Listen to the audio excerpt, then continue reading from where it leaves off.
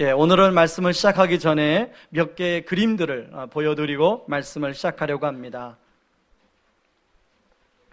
그림을 PPT로 여러분 보시고 계속 넘겨주세요. 여러분, 이 그림들은 김영진 화가의 현대인의 고독이라는 주제를 가지고 담은 작품입니다. 한 문화평론가가 이 그림 밑에 써놓은 평론을 제가 읽어드리겠습니다. 삼각형과 사각형의 이미지 조각을 마치 퍼즐처럼 짜맞추어 현대 도시인들의 일상을 형상화하고 있다. 그의 눈에 비친 현대인들의 내면 풍경은 나른하고 몸이 건조하고 씁쓸하다. 작품 속의 등장인물들은 책을 읽고 커피를 마시고 누군가를 기다리고 있고 창밖을 응시하며 새로운 기법으로 피아노를 치고 있지만 그 모습은 한결같이 고독하다. 바로 도시에 살아가는 현대인들의 고독의 모습을 잘 보여준다. 여러분, 우리 현대인들을 잘 표현하는 말 중에 군중 속의 고독이라는 말을 어느 사회학자가 말하지 않았습니까? 자, 여러분, 우리가 SNS도 하고 그리고 많은 사람들하고 이렇게 참 만나고 어울려 살아가는데 여러분들은 외로움과 고독 가운데 혹시 있지는 않습니까? 오늘 말씀해 보면 예수님도 이러한 군중 가운데 둘러싸여 있습니다. 그런데 실제로는 고독한 가운데 있어요. 여러분, 7절, 8절에 보면은 큰 무리들이 예수님을 둘러쌌어요. 그래서 예수님이 그들에게 이렇게 밀려가지고 예수님이 배를 띄워서 예수님이 말씀을 가르치는 내용이 나오는데요. 그냥 갈릴리 주변에서만 모인 것이 아니라 예루살렘과 이두메와 요단강 건너편, 그리고 저 지중해 연안에 두로와 시돈까지 사람들이 몰려들었어요. 10절에 보니까 이들이 이렇게 예수님께 몰려든 이유가 있는데요, 많은 사람들의 병을 고쳐줬다는 얘기를 듣고 자기들도 예수님을 만나 예수님만 만지면 자기 병이 고침받을 거라고 생각했어요. 그런데 실제로 이렇게 많은 사람들이 예수님 주변에 몰려들었지만 이들 가운데 예수님의 진짜 마음을 이해하는 사람은 한 사람도 없어요. 아마 군중 가운데 둘러싸여서 하루 종일 사람들이 어떤 막 예수님 했을 텐데 그 가운데 예수님의 마음을 정말로 알아주는 사람이 한 사람도 없어요. 고독했겠어요? 고독하지 않으시겠어요? 그래서 예수님이 이 군중들을 떠나 산으로 갑니다. 그래서 그 가운데 제자들을 따로 불러 세워요. 12명의 제자들을 불러 세우는데 마가복음 3장 14절 15절에 보면 12명의 제자들이 나오지요. 그런데 여러분, 우리가 알다시피 제자들이 처음 부르심을 받을 때, 그리고 예수님이 십자가에 질 때까지조차도 여러분, 예수님과 제자들은 동상이몽입니다. 정말로 예수님의 마음을 잘 알고 헤아려 주는 제자가 한 명이라도 있어요, 없어요? 없어요. 예수님이 고독했겠습니까? 안 했겠습니까?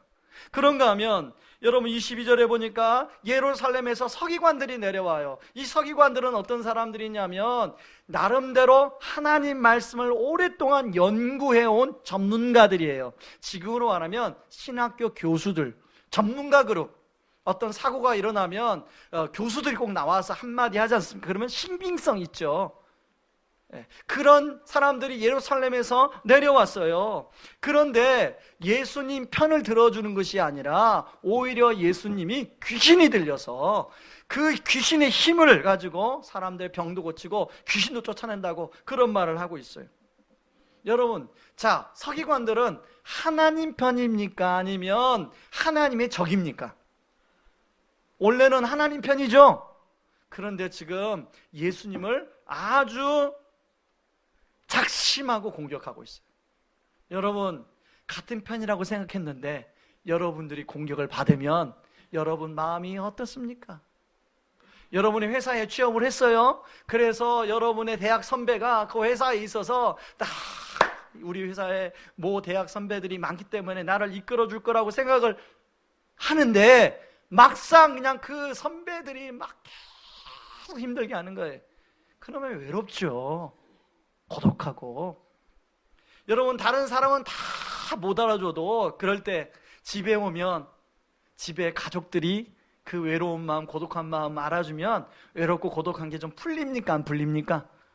여러분, 아내들이 정말로 힘들게 애들 막 키우고 막 그런데 그 남편이 와서 여보 힘들지? 그 말 한 번 하면 그 마음이 싹 또 봄눈 녹듯이 녹아요. 제가 그걸 몰랐잖아요. 제가 결혼하고 저희 집사람을 제가 신대원 2학년 때 결혼을 했거든요. 근데 신대원생들은 저 양지에서 공부를 해야 되니까 기숙사 생활을 합니다. 그래서 월요일 날 이제 기숙사로 갔다가 금요일 날 와요. 근데 결혼하고 집사람을 저희 부모님하고 함께 살았거든요. 그런데 월요일 날 놔두고 금요일 날 오니까 집사람은 적지에 포위당해 있는 거예요. 지금도 가끔은, 지금은 이제 별로 말 안 하는데 한동안 그 마음을 몰라줄 때는 계속 그 이야기를 하더라고요. 그래서 제가 여보, 앞으로 내 그 마음을 잘 알아줄 테니. 지금은 별로 안 하는 것 같아요. 근데 지금 가끔 또 해요. 여러분, 아내들이 남편이 그 마음 몰라주면 계속 그런 말 하지, 그죠? 여러분, 예수님의 마음을 가족만이라도 알아주면 좋겠는데 오늘 21절에 보니까 예수님의 가족들이 왔는데 예수님을 미쳤다고 하고 예수님을 잡으러 왔어요. 여러분, 마가복음 3장 21절을 같이 한번 읽어보겠습니다. 예수의 친족들이 듣고 그를 붙들러 나오니 이는 그가 미쳤다 함일러라.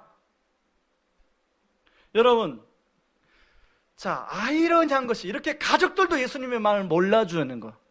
심지어는 예수님의 엄마도 예수님의 마음을 몰라주고 있어요. 그런데 예수님의 같은 편이라고 하는 사람들은 하나도 예수님 마음을 몰라주는데 예수님이 누구신지, 예수님이 앞으로 어떤 일을 할지 정확히 아는 무리가 하나 나와요. 11절을 보세요. 자, 11절 한번 읽습니다. 더러운 귀신들도 어느 때든지 예수를 보면 그 앞에 엎드려 부르짖어 이르되 당신은 하나님의 아들이니라 하니. 누가 알아요? 귀신들만 알아요.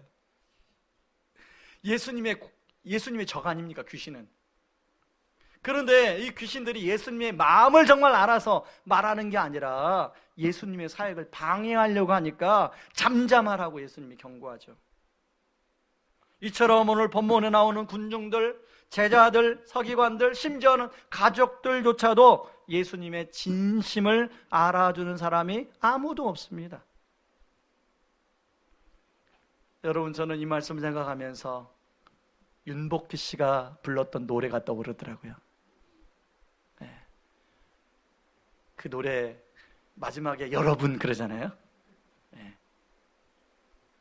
여러분, 내가 어떤 고독 가운데 있는데 아무도 나의 고독한 마음, 진심을 몰라준다면 얼마나 외롭고 고독합니까? 그런데요, 여러분, 예수님이 왜 이러한 고독 가운데 있게 되었습니까? 바로 그것은 예수님이 어쩔 수 없이 고독 가운데 들어간 게 아니라 예수님이 선택한 길이에요. 예수님이 스스로 고독으로 들어가는 길을 선택했어요. 예수님은요, 원래 하늘 아버지 집에서 천군 천사와 함께 얼마든지 하나님의 영광을 누리며 살게 되었어요. 그때는 고독이 없죠. 외로움이 없죠. 그런데 예수님 스스로 하늘 아버지 집으로부터 추방당하는 일을 선택하셨어요.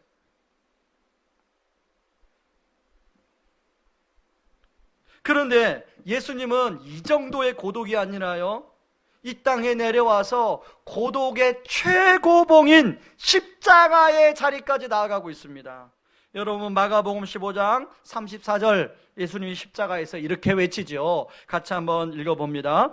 제9시에 예수께서 크게 소리 지르되 엘리 엘리 라바 사박다니 하시니 이를 번역하면 나의 하나님 나의 하나님 어찌하여 나를 버리셨나이까.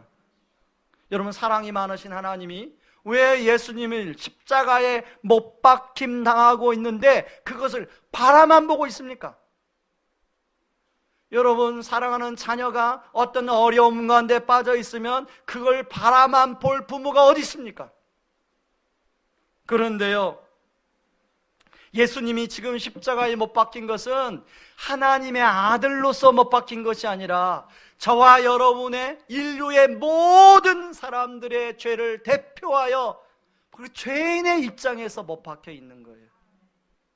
그래서 그 십자가에서 모든 사람의 죄를 충분히 대속해야만이 우리가 자유로워질 수 있기 때문에 하나님이 개입하고 싶지만 개입하지 않고 바라만 보고 있는 거예요.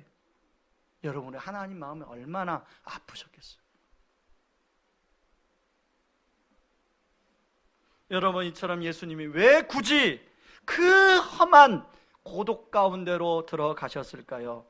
바로 그것은 저와 여러분을 진정한 예수님의 가족으로 초대하기 위함입니다. 예수님이 하늘아버지 집으로부터 추방당함으로 말미암아 우리는 하나님의 하늘아버지 가족으로 초대된 줄 믿습니다. 여러분, 모든 인간은 죄인이기 때문에 그 죄인인 자체로 거룩하신 하나님 앞에 나아갈 수가 없어요. 그런데 예수님께서 그 죄들을 모두 십자가에서 대속하심으로 말미암아 우리는 하나님의 가족이 될 수 있는 자격을 얻게 된 것입니다. 그래서 33절에서는 예수님이 이렇게 물으시는 거예요. 우리 쉬운 성경으로 인용했습니다. 같이 한번 읽습니다. 예수님께서 대답하셨습니다. 누가 나의 어머니이고 누가 나의 형제냐? 누가 진정한 나의 가족이냐? 라고 물어보는 것입니다. 35절은 이렇게 말합니다. 같이 한번 읽습니다.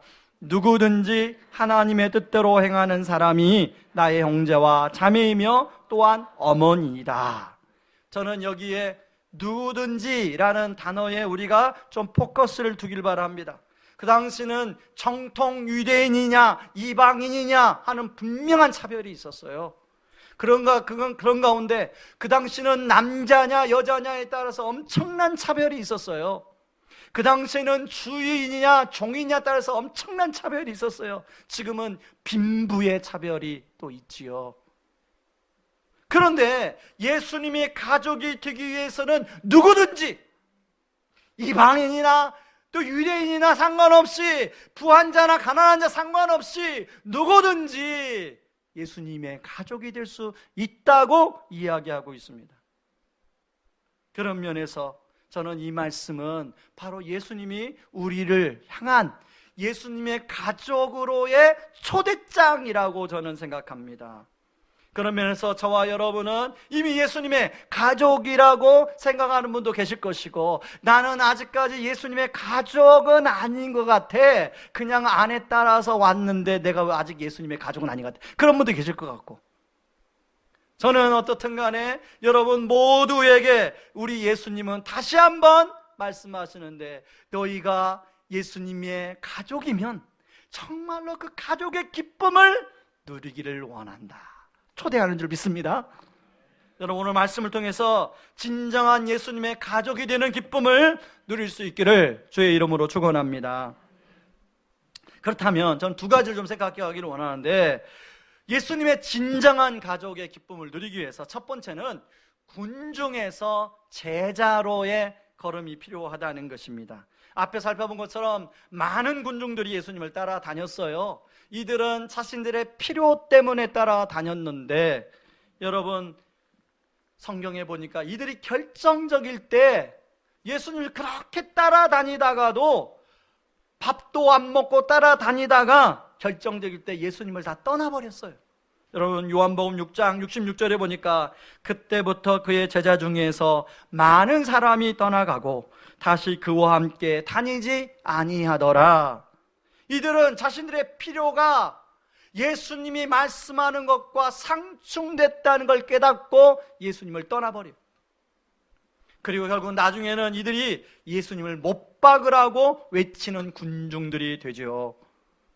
여러분, 그런데요, 오늘 본문에 나온 제자들 역시 처음에는 이런 군중들의 모습과 별반 다르지 않습니다.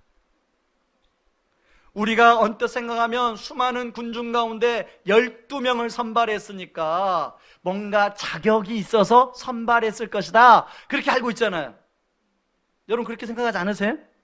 뭔가 인서울이기 때문에 선발했을 것이다, 우리가 그 정도 그렇게 상식으로 알고 있잖아요. 뭔가 기준 조건이 되니까 선발했을 것이다. 그런데 그렇지 않아요.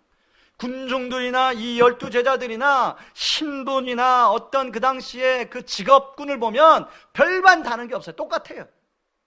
은혜로 12제자로 택함 받은 거죠. 자, 다만 예수님이 12제자들과 14절 15절에 이 일을 하고 싶었어요. 같이 한번 읽어보시죠. 이에 12를 세우셨으니 이는 자기와 함께 있게 하시고 또 보내사 전도도 하며 귀신을 내쫓는 권능도 가지게 하려 하심이로라. 물리적으로는 제자들이 예수님과 늘 함께 했죠. 그리고 예수님이 보내셔서 전도도 했지요. 그리고 귀신도 내쫓았습니다. 그런데 이들의 속마음은 여전히 군중이었어요. 여러분 누가복음 22장 24절에 보면 바로 이게 예수님이 십자가에 못 박히기 전에 있었던 얘기인데요. 또 그들 사이에 그중 누가 크냐 하는 다툼이 난지라.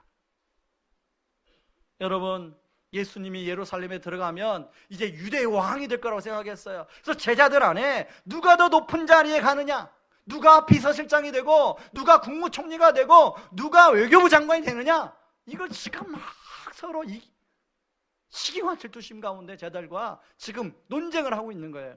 근데 이 단어 보면요, 또 그 전에도 계속 그런 게 있어 왔다는 거죠.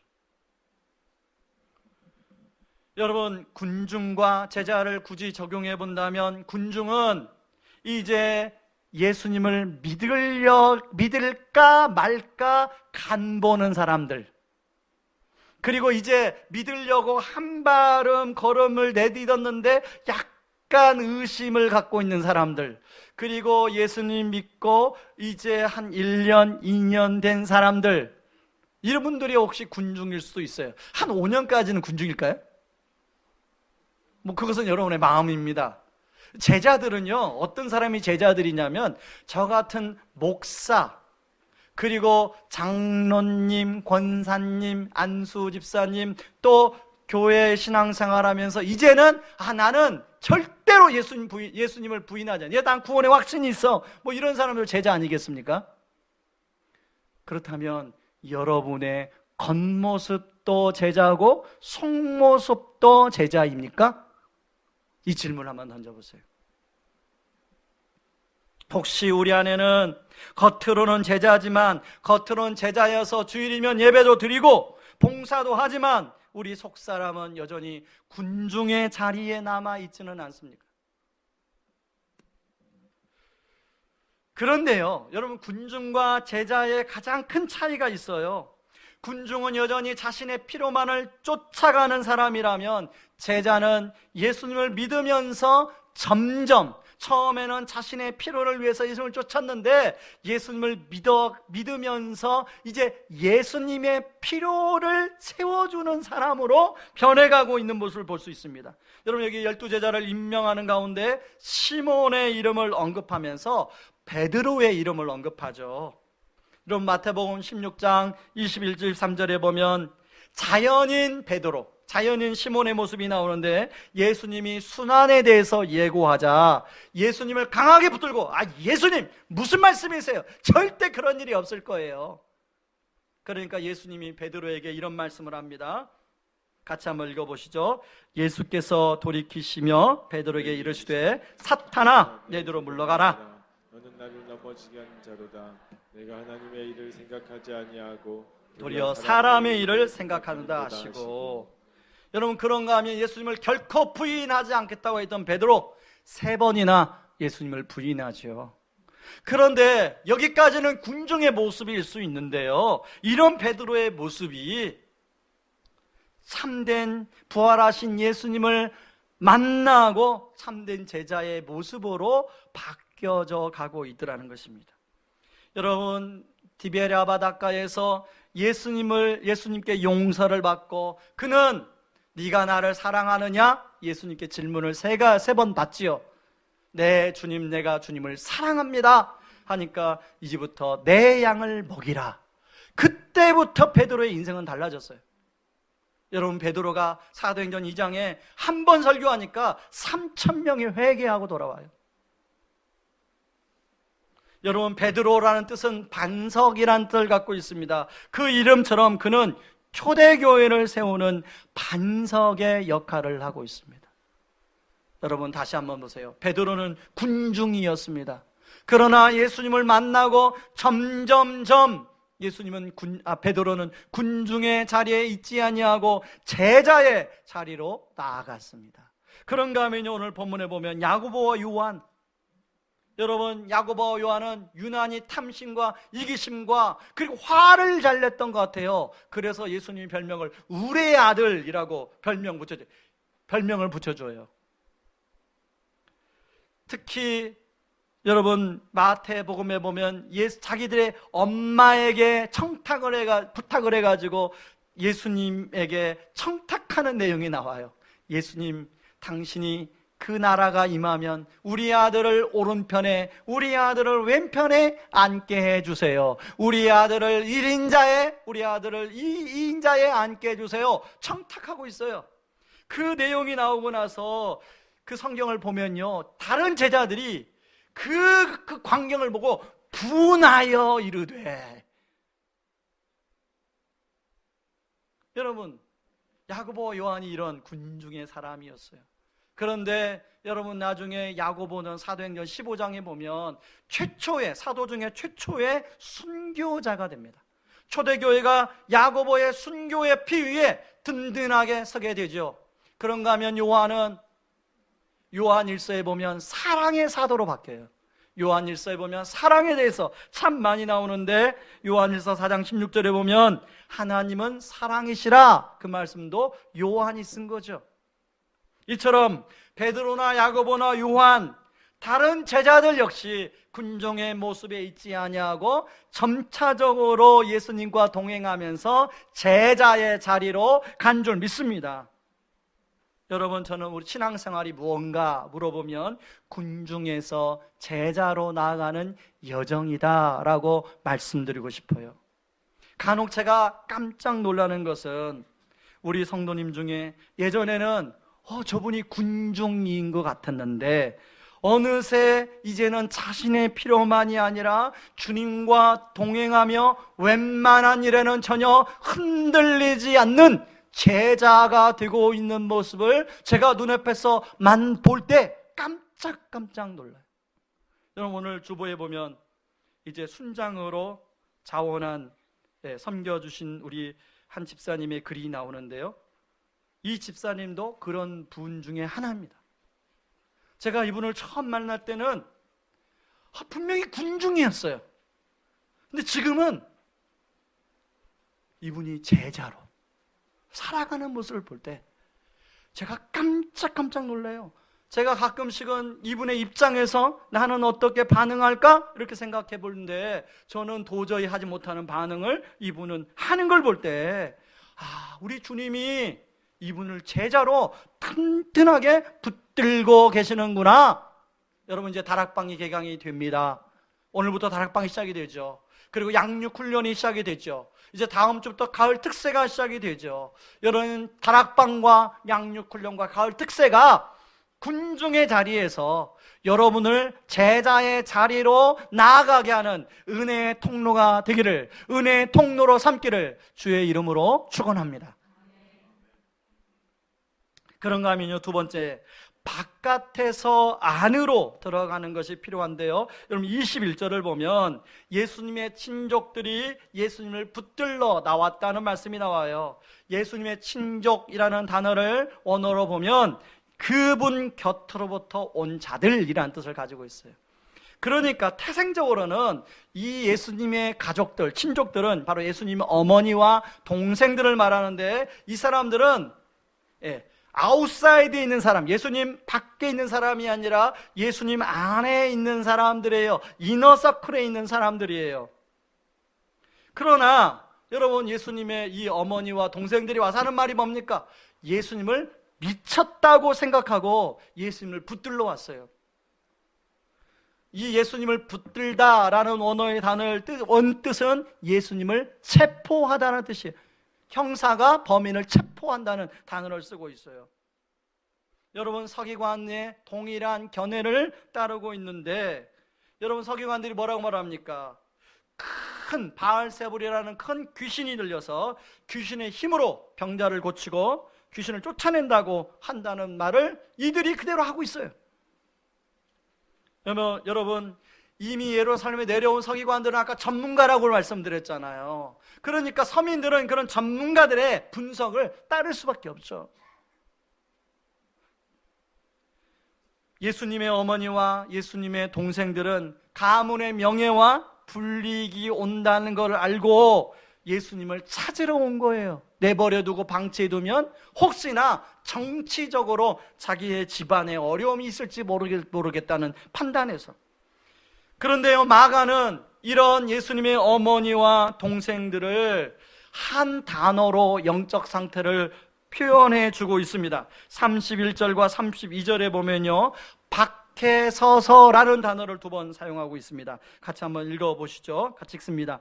그때 예수의 어머니와 동생들이 와서 밖에 서서 사람을 보내어 예수를 부르니 무리가 예수를 둘러 앉았다가 여짜오되 보소서 당신의 어머니와 동생들과 누이들이 밖에서 찾나이다. 밖에 서서, 밖에서. 여러분, 이 밖에란 말은 영어로 보면 outside란 말이죠. 마가는 이렇게 단어 언어에다가 예수님의 가족들이 육체적으로는 안에 있는 사람들로 비춰졌지만 실제로 예수님의 사역과 하나님 나라의 운동의 차원에서는 바깥에 있는 사람들이었다라고 이야기하고 있는 것입니다. 그런가 하면 서기관들.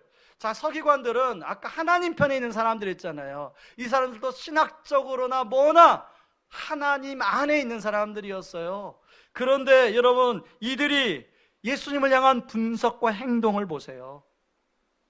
여러분, 바알세불의 힘을 얻어가지고 그렇게 예수님이 병자를 쫓아내고 귀신을 쫓아낸다고 이야기하니까 예수님이 이들에 대해서 아주 강력하게 권고합니다. 여러분, 누가복음 3장 28절 29절 말씀을 같이 읽습니다.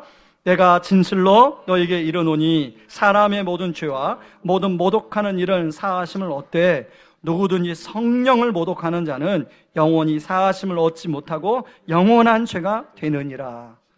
그 당시 이들이 전문가였어요. 전문가들이 분석과 판단은 많은 사람에게 영향을 주게 돼 있어요. 그런데 이렇게 예수님이 정말로 이들 말처럼 그랬다는 얘기를 많은 사람이 믿어버리면 큰일 나죠. 그래서 예수님은 이걸 성령 회방죄라고 이야기합니다.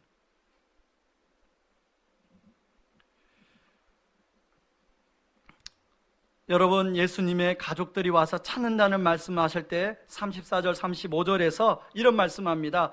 둘러 앉은 자들을 보시며 내 어머니와 내 동생들을 보라. 누구든지 하나님의 뜻대로 행하는 자가 내 형제요 자매요 어머니다.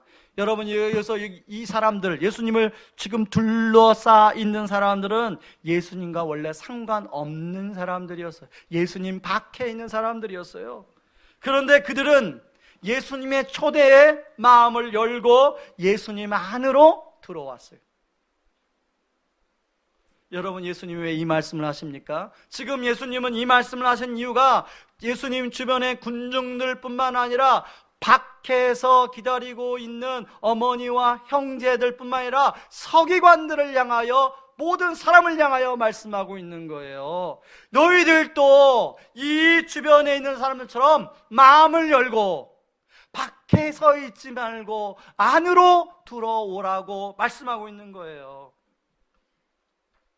여러분, 이 예수님의 마음을 알고 나중에 예수님의 동생 야고보가 예수님의 안으로 들어오지요. 여러분, 야고보선을 바로 예수님의 동생 야고보가 기록했습니다. 35절의 말씀이 마음에 깊이 남았는지 모르겠지만 야고보서는 주로 신앙의 행함에 강조하고 있습니다. 이런 뿐만 아니라 당시 서기관에 포함되었는지 안 되었는지 모르겠지만 당시 사내들인 공회의원이었던 아리마대 사람 요셉과 니고데모도 십자가 사건 전까지만 해도 자기 신앙을 숨겼던 사람들이. 그런데 십자가 사건 이후에 예수님의 아웃사이드에 있다가 예수님 인사이드로 들어오는 일이 벌어집니다. 여러분, 요한복음 19장 38절 39절을 같이 한번 읽습니다. 아리마대 사람 요셉은 예수의 제자이나 유대인이 두려워 그것을 숨기더니 이 일 후에 빌라도에게 예수의 시체를 가져가기를 구하매 빌라도가 허락하는지라 이에 가서 예수의 시체를 가져가니라. 일찍이 예수께 밤에 찾아왔던 니고데모도 몰약과 침량 섞은 것을 100리트라쯤 가지고 온지라. 여러분, 12일 후는 바로 십자가 사건을 말합니다. 십자가 사건 이후에 바로 아리마대 사람 요셉과 니고데모가 아웃사이드에 있다가 예수님의 안으로, 인사이드로 들어옵니다.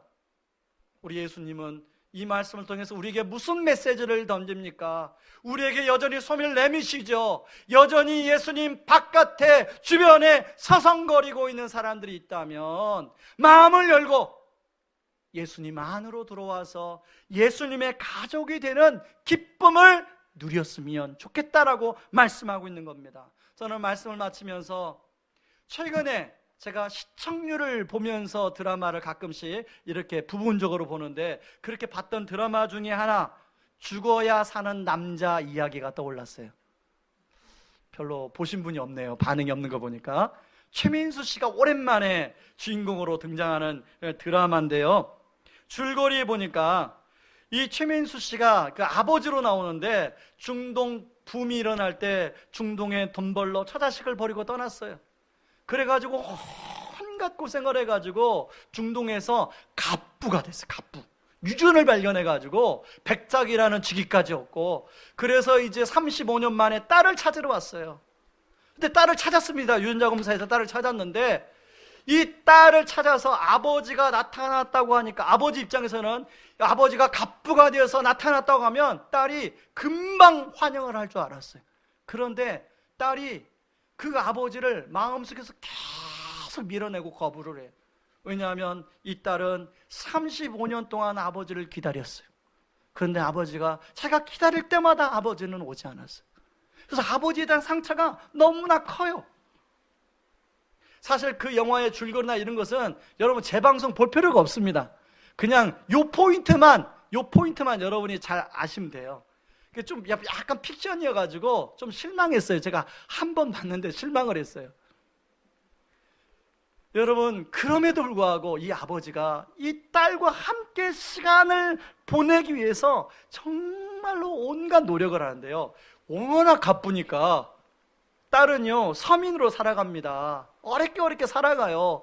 그 딸이 아빠가 진짜 우리 아빠랍니다. 집 좀 사달라고 그러니까, 그래? 저 빌딩 얼마야? 그리고 빌딩을 사줘요. 그 정도로 갑부예요. 만수로 정도 되나 그 봐요. 근데 그런 것들이 약간 좀 우리 실정하고는 안 맞지만, 저는 그 아버지가 끊임없이 딸과 함께 시간을 보내려고 하는데 딸은 외면하고 안 받아주고, 그럼에도 불구하고 여러분 그 아버지는요 큰 재벌이니까 막 딸 외에는 막 진짜 권위적으로 나오거든요. 그리고 다른 사람들이 다 굽실굽실하는데 이 딸 앞에서는 아버지가 자존심도 없어요. 존심도 없고 다 버리고 어떻게든지 그냥 딸과 함께 밥이라도 한 끼 먹어보려고. 근데 막 딸이 얼마나 냉찬지 몰라요. 그런데 그 딸이 서서히 아버지한테 마음을 열기 시작하더라고요. 겉으로는 아버지를 밀어내는데요, 혼자 있으면서 아버지가 자기에게도 생겼다는 것 때문에 너무 혼자서 기뻐하는 모습이 그 드라마에 비춰지더라고요. 저는 그걸 보면서 우리 하나님 아버지와 우리 모습을 보게 됐어요. 여러분, 우리 하나님 아버지가 끊임없이 우리에게 다가와서 나와 함께 더불어 먹고 마시자고 말씀하는데, 우리는 지금 막 내 일이 바빠가지고 막 하나님을 막 밀어내요. 지난 주일날 마지막 예화로 그녀를 만나기 100m 전을 들으면서 제가 얼마나 노력을 했겠습니까? 여러분을 예배에 15분 전에 오려고 어떻게 하면 좋은 예화가 없을까? 얼마나 하다가 그런 예화를 하나 찾았는데 오늘 또 보니까 15분 전에 한 사람 별로 안 와요. 여러분 주의 음성으로 들으셔야 됩니다. 네. 물론 예배 15분 전에 여러분이 오시는 거 어려운 줄 알아요. 여러분 혼자만 오는 게 아니라 애들 깨워야죠, 챙겨야죠, 입혀야죠, 또 말 안 듣는 애들 막 끄집어 와야죠. 쉽지 않은 거 알고 있습니다. 그러나 여러분, 우리 하나님은 우리의 중심을 보실 줄 믿습니다. 그래서 여러분이 마음을 열고 우리 아버지 되시는 하나님 안에 들어와서 예수님의 가족의 기쁨을 누리기를 주님의 이름으로 축원합니다. 이 시간에 같이 우리 찬양하고 기도하길 원하는데요, 여러분, 수많은 무리들 줄지어라는 찬양입니다. 여러분, 이 찬양의 2절의 가사에 보면 나의 계획이 실패하고 나의 소망이 끊어질 때라는 가사가 나와요. 여러분, 지금 어느 때보다 더 팍팍하다는 걸 알고 있습니다. 어떤 분은 그런 말을 해요. 목사님, 왜 나만 이렇게 힘듭니까? 그런데요, 그렇게 힘들 때 저는 다른 게 필요 없죠. 우리 주님이 더 내 안으로 들어와라. 내가 너의 힘든 것을 알고 계신다. 그래서 삶의 주관자 되신 그분 앞에 우리 무릎을 꿇어 같이 경배하고 찬양해야 되지 않겠습니까? 우리 이 시간에 같이 찬양할 때 그런 마음으로 같이 찬양하겠습니다. 수많은 무리들 줄지어 찬양합니다.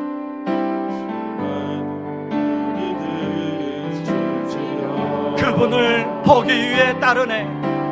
그분을 보기 위해 따르네.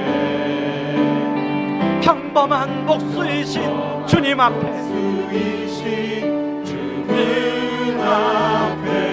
모두 무릎 꿇어 경배하네.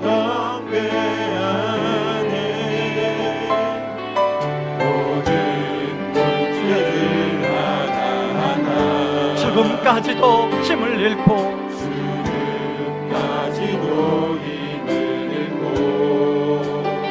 생명의 근원 되신 예수 앞에 모든 권세를 굴복하네. 주의 이름 높이세.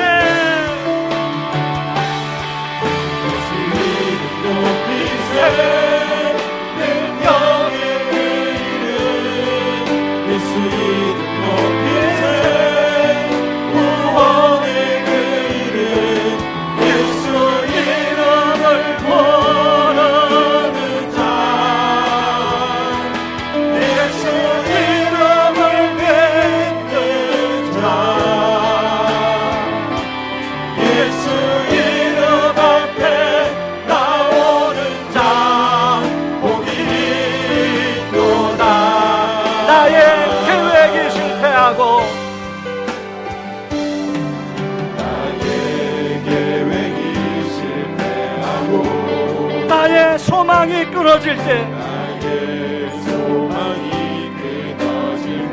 삶의 주관자 되신 그분 앞에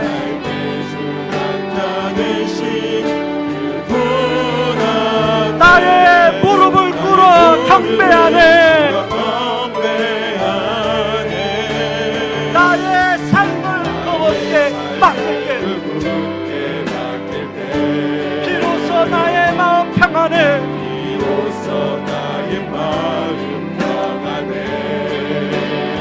구원의 반석 되신 예수의 이름을 소리 높여 찬송하네. 우리 한번 손 들고 찬양합시다. 두 손 들고 찬양합시다. 예수 이름 높이세. 영광의 그 이름 예수 이름 높이세. 구원의 그 이름 예수 이름을 보라는자. 예수 이름 믿는 자 예수 이름 앞에 나오는 자 예수 이름 앞에 나오는 자 복이 있도다. 우리 한번 말씀 붙들고 기도합니다. 하나님 아버지, 제가 예수 이름 앞에 나아갑니다. 아버지, 예수 이름 앞에 나왔습니다. 아버지, 저를 붙들어 주시옵소서. 아버지는 나의 계획이 실패하고 나의 소망이 끊어질 것 같습니다. 주님, 저를 도와주시옵소서. 오늘 말씀 붙들고 우리 같이 한번 기도하며 나아갑니다. 기도하겠습니다. 고마우신 하나님 아버지, 고맙고 감사합니다. 아버지 하나님, 오늘 아버지 말씀 붙들고 기도합니다. 아버지 하나님, 우리가 아버지 나의 소망이 사라지고 아버지 나의 삶이 좌절될 때 바로 그때가 아버지 예수 이름 앞에 나올 때인 줄 믿습니다. 아버지 그때가 아버지 군중에서 아버지 제자로 아버지 하나님 또한 바깥에서 아버지 안으로 들어올 때쯤 믿습니다. 하나님 아버지, 아버지 하나님, 우리의 마음 아버지 우리의 생각을 새롭게 함으로 말미암아 아버지 군중에서 제자로 나갈 수 있도록 하나님 도와주시옵소서. 양육 훈련을 통하여 다락방을 통하여 아버지 하나님 또한 특세를 통하여 아버지 군중에서 제자로 아버지 바깥에서 안으로 들어오는 아버지 그런 은혜를 허락하여 주시옵소서. 붙잡아 주시옵소서. 그래서 아버지 예수님의 진정한 가족으로서의 아버지 기쁨을 아버지 누릴 수 있도록 하나님 도와주시기 원합니다. 예수 이름 높이세 찬양하며 다같이 일어나서 찬양합니다. 높이세 능력의 그 이름 예수 이름 높이세 구원의 그 이름 예수 이름을 부르는 자 예수 이름을 믿는 자 예수 이름 앞에 나오는 자 복이 한 번 더 찬양합니다. 예수 이름 높이세 높이세 능력의 그 이름 예수 이름 높이세 구원의 그 이름 예수 이름을 부르는 자 예수 이름을 믿는 자 예수 이름 앞에 나오는 자 복이 있도다. 하나님 아버지, 그렇습니다. 하나님, 나의 계획이 실패하고 나의 소망이 끊어질 때 삶의 주관자 되신 그분 앞에 나올 때 하나님 우리를 붙들어 주시는 은혜가 있는 줄 믿습니다. 바로 그때가 군중에서 제자로 바깥에서 안으로 하나님 초대하시는 주님의 음성이 들려질 때인 줄 믿습니다. 하나님, 이제 다락방을 통하여 특세를 통하여 양육훈련을 통하여 우리가 군중에서 제자가 되게 하여 주시고 아버지 바깥에서 안으로 들어와 예수님의 가족 되는 기쁨을 누리며 신앙생활하도록 도와주옵소서. 지금은 우리를 죄에서 구원하시기 위해 자신을 친히 십자가에 내어주신 그 크신 우리 주 그리스도의 은혜와 아들을 내어주면서까지 우리를 사랑하신 하나님의 다음 없는 사랑하심과 성령 하나님의 위로 교통하심의 역사가 군중에서 제자로 바깥에서 안으로 나아가 예수님의 진정한 가족으로서의 기쁨 누리기를 원하는 모든 성도님들의 삶 위에 이제로부터 영원까지 항상 함께하기를 주의 이름으로 축원하옵나이다. 아멘.